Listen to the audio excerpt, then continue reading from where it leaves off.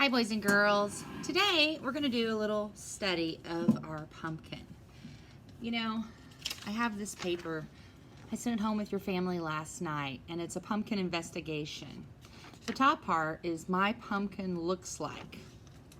So, I have our pumpkin here. Oh, it's a big one. So this is what the pumpkin looks like. So first thing I need to do is I need to take a pencil and I need to draw my pumpkin. And I'm going to look at it like a scientist.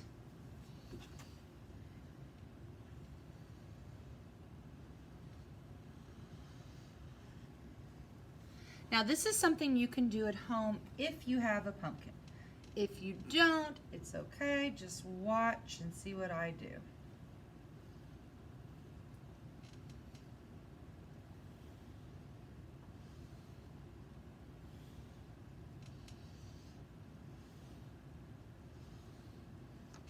Okay, so I'd say that's a pretty good drawing of what the pumpkin looks like.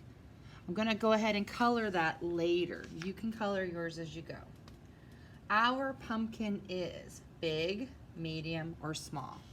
I would say that my pumpkin is big. So I'm going to go ahead and I'm going to color in the big pumpkin. It's a pretty big one. Not the biggest one I've ever seen, but pretty good size. Our pumpkin has blank lines. Remember, the lines are called ribs. So I'm going to go ahead and look at my pumpkin. Now, for me, it's hard to count the ribs because I forget where I start. So I usually take a little marker and I just put a line on the first rib that I count. So let's count. 1, 2, 3, 4, 5, 6, 7, 8, 9, 10, 11, 12, 13, 14, 15, 16, 17, 18, I'm just using my finger to feel for them, 19, 20, 21, 22, 23, 24, 25. So it has 25 ribs. So I'm going to put in that it has 25 lines, 25 ribs. Our pumpkin is blank cubes tall. Now I realize you don't have cubes at home. You could use Legos to see how many Legos tall it is. You could find a bunch of blocks that are the same size and see how tall it is. I'm going to just put my cubes together until I get to the top of my pumpkin, and then I'll count them to see how many tall it is. Oops, that's the wrong kind of cube.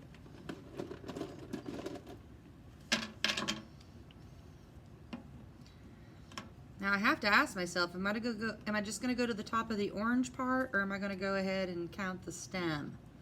I think I am just going to count the orange part.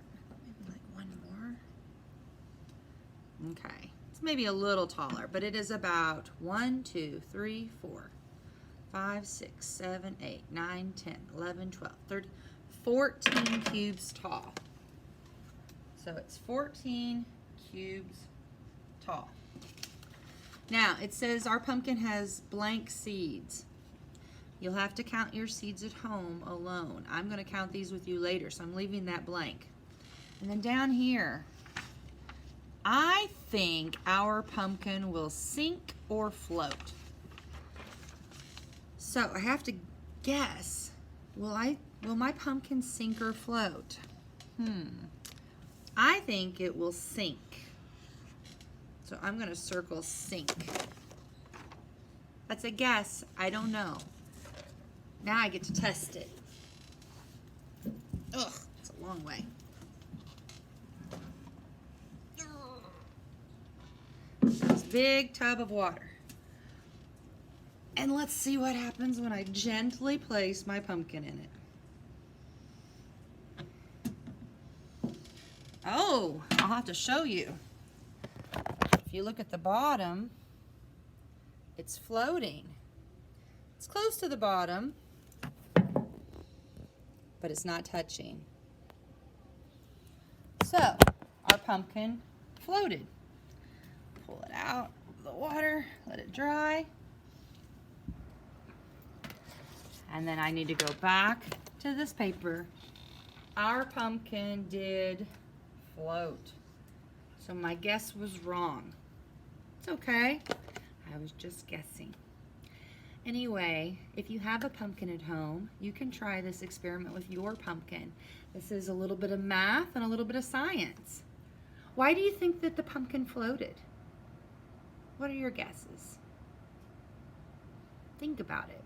Why did that pumpkin float? When we measure to see how tall it is and we count the lines and we look at its size, those are math concepts that we're doing. So our math and science are woven together today. I hope you have a great day and that you'll do some investigations with your pumpkin too. There is another thing that I didn't think about, but if I wanted to know how big around my pumpkin is, like I wanted to know how big it is around, and I only have a big yardstick, like a big thing to measure with that's stiff, I couldn't wrap it around to measure, could I? But I could use a string and see how big of a string it takes to go around my pumpkin, and then I could measure the string. So we're not really doing that, but if you wanted to measure, you could do that too. Have a great day.